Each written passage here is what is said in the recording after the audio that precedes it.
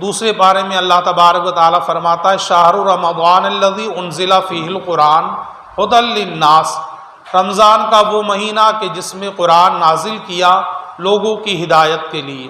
تو وہ مقدس مہینہ تو ہمارے اور آپ کی نگاہوں سے اوجھل ہو گیا، وہ چلا گیا۔ اب 11 مہینے کے بعد میں اس مقدس مہینے کا دیدار ہوگا کہ جس کے اندر آپ دیکھیں واقعی اللہ تبارک و تعالیٰ کا کتنا بڑا کرم ہوتا ہے بندے کے اوپر کہ نیکیاں پر نیکیاں کرتا رہتا ہے، نماز پنجگانہ ادا کرتا ہے، تراویح پڑھتا ہے، اور اس کے بعد کلام اللہ شریف کی تلاوت کرتا ہے، روزے رکھتا ہے، صدقہ و خیرات کرتا ہے، اور واقعی بندہ اس مقدس مہینے کے اندر متقی اور کامیاب اور کامرہ ہو جاتا ہے۔ پورے سال کلام اللہ شریف کی تلاوت کرے نہ کرے، مگر رمضان کے مہینے کے اندر تو وہ کلام اللہ شریف کی تلاوت کرتا ہے۔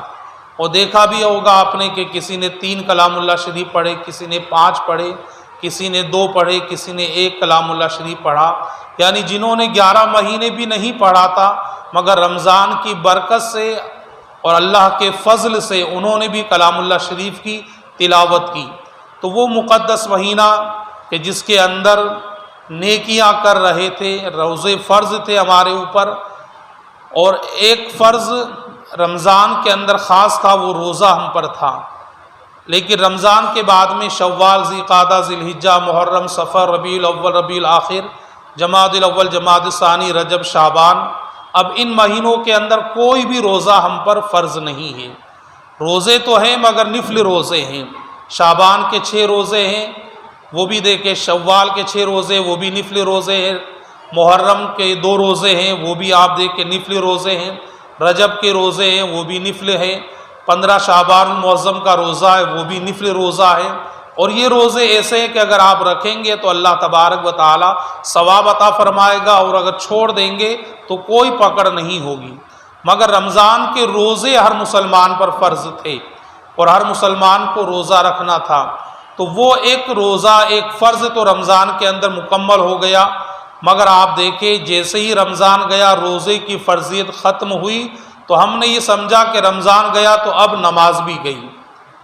جس طرح رمضان کے اندر مساجدیں پوری نظر آ رہی تھی، مکمل نظر آ رہی تھی، آج انہی مساجدوں کا یہ حال ہے کہ وہی 2 صف یا 1.5 صف، وہی پرانے نمازی جو 5 وقتہ نمازی تھے وہی نظر آ رہے ہیں۔ بقیہ سارے نمازی یہ سمجھ رہے ہیں کہ جس طرح روزے فرض تھے رمضان کے اندر نماز بھی فرض تھی، اب نماز معاف ہو چکی۔ استغفر اللہ، ایسا نہیں ہے۔ رمضان کے روزے فرض تھے وہ الگ بات ہے، لیکن نماز ہر مسلمان پر، عاقل بالغ مرد و عورت پر فرض ہے، اور وہ جب تک فرض ہے جب تک ہماری سانس ہے، جب تک ہم زندہ ہیں تب تک وہ ہمارے اوپر فرض ہے۔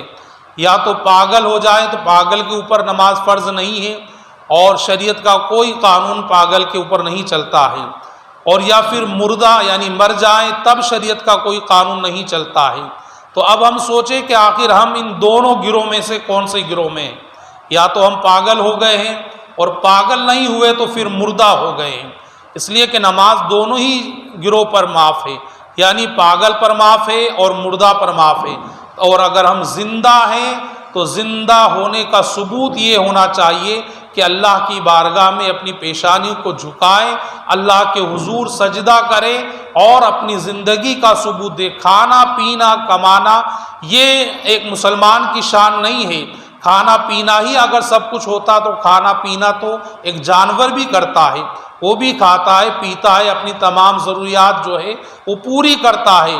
اور اگر کھانا پینا ہی ہمارا ہے تو پھر ایک جانور اور ایک انسان، ایک مسلمان کے اندر فرق کیا ہوا؟ فرق یہی ہے کہ وہ بھی کھاتا ہے ہم بھی کھاتے ہیں، وہ بھی پیتا ہے ہم بھی پیتے ہیں، اس کے اوپر نماز فرض نہیں ہے، ہمارے اوپر نماز فرض ہے۔ اللہ تبارک و تعالیٰ نے 5 وقت کی نمازیں ہمارے اوپر فرض کی ہے تو ہمیں اسے ادا کرنا چاہیے، اور خوف آخرت دل کے اندر ہونا چاہیے، کہ آخرت کا خوف ہونا چاہیے کہ اللہ کے حضور ہمیں کھڑا ہونا ہے، اللہ کی بارگاہ میں ہمیں جواب دہی کرنا ہے کہ اللہ جب ہم سے معلوم کرے گا تو اس وقت ہمارا کیا بنے گا۔